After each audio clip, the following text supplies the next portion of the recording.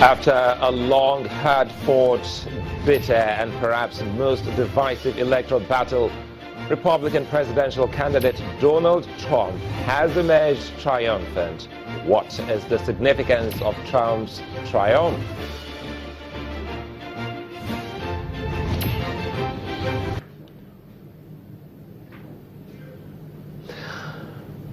Many thanks for joining us and in everyone. Politics today is live on Channel Television. I was actually waiting for us to start off the show with one of those most beautiful, sound bites from the U.S. president-elect.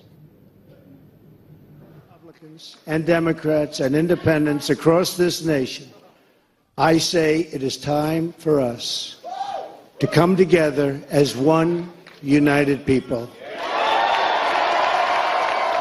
Time. I pledge to every citizen of our land that I will be president for all Americans, and this is so important to me.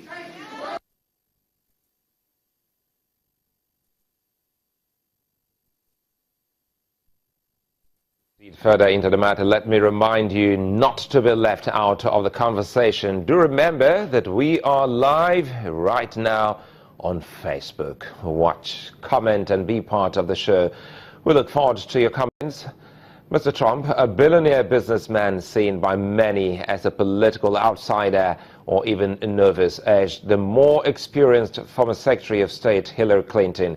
For many, they also see her as someone who's been First Lady in the state of Arkansas, First Lady of the United States, and of course get into the position of Secretary of State. They felt she was most experienced, but the electorate have decided otherwise. It was a contest that saw the pendulum swing at the race as the race drew to a close, with Mrs. Clinton having sustained the lead in the opinion polls and early voting. So the question is, what may have gone wrong for Clinton, and how did it all fall in place at last for a candidate who is unpopular even with the leadership of his own party? Today on Politics Today, we'll be looking at the significance of Donald Trump's emergence as the next president of the most powerful nation on earth, particularly for Africa. We'll also examine the lessons the U.S. presidential election holds for the conduct of polls in Nigeria. What can we apply in our own situation towards getting it right in the future? Well, today also we'll be looking at some of the reports from our reporters that have taken the time to go through the process with many other journalists in the United States. We have 4 of them there. We'll be listening to them. And for those that have also got some reports especially for us to tell us what exactly it is. Now, comments and opinions vary now at the moment. For so many, they're trying to look at what exactly has gone wrong.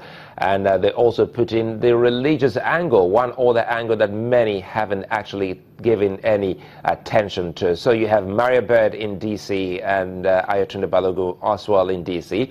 By now, Seun Okinbele, who's in Wisconsin, should be on his way to Detroit, and we do hope we can get him before he leaves for Detroit, and Adeshua George in New York. And perhaps we can also speak with those here in Lagos. Jim Malone and Steve Miller of the Voice of America are also with us on this. And so far, so good. Many questions Nigerians are waiting to answer. And, the social media is already awash with so many memes and, of course, jokes and cartoons, character dominating many of the networks now at the moment. But for many, congratulatory messages are already pouring in for the president-elect, and even from Nigeria's own Senate President, Dr. Bukola Saraki, sending his own congratulatory message to the president-elect of the 4th or 5th president-elect of the United States of America. We'll be looking at what that means to Nigerians and what our lawmakers will be saying A couple of other issues we're looking at is the election result, the popular votes, and how Donald Trump emerged. And I did say that the religious angle is one other angle a lot of people never give any, concern to. But today they're likely to have a rethink on that. And it has to do with the question of the right to abortion, whether it must or should be legalized. And for the moderate Christians and even Muslims in the United States, the word now from some other analysts is that they gave their votes for Trump against that policy that the Democratic candidate Hillary Clinton was almost going to put a stamp on. And this definitely is already showing in the course of world economies. The dollar taking a dip on this on account of this victory. But for so many others, they also think that this is akin to what we witnessed with Brexit, and definitely they're likely to see the dollar bounce back. How well will that also help the Naira is another thing. For some other economies, they're also looking in that direction. And for the Arab world, is something that definitely will be the talking point in the days ahead. And perhaps for those who missed out on the acceptance speech of Mr. Trump, you have a chance of going through that again and getting to hear him talk about that popular now phone call. For some, they think that is also the Nigerian example. Recall how President Goodluck Jonathan had placed a call to President Muhammadu Buhari just before the final results were out in the 2015 presidential elections here in Nigeria. What similarities and, of course, what other differences will also be exposed here on the program. And that will be when we return after now.